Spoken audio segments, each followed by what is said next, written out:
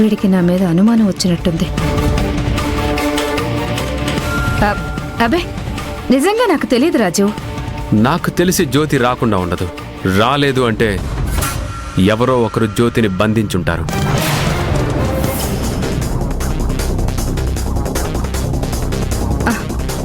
ఇంకెవరు బంధిస్తారు రాజు? ఆ అవకాశం అవసరం శారదకి మాత్రమే ఉంది. జ్యోతి ఉన్నన్నాళ్ళు శారద కనపడలేదు, శారద కనిపిస్తుంటే జ్యోతి కనపడట్లేదు.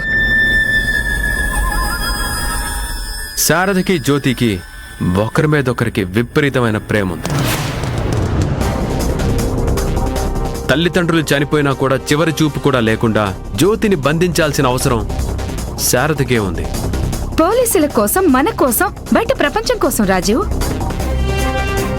తనకిష్టమైన జ్యోతి చావు దగ్గరికొస్తే పోలీసులు పట్టుకుంటారు.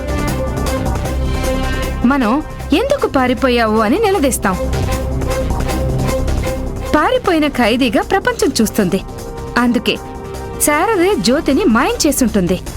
నేను శారదని కలిశాను.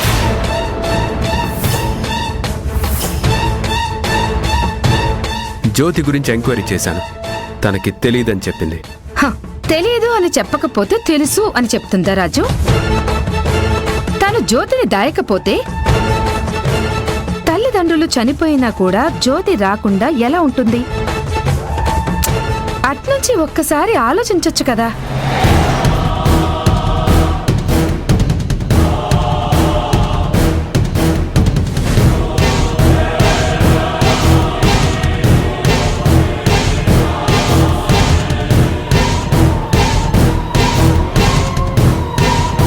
సరే, వస్తాను.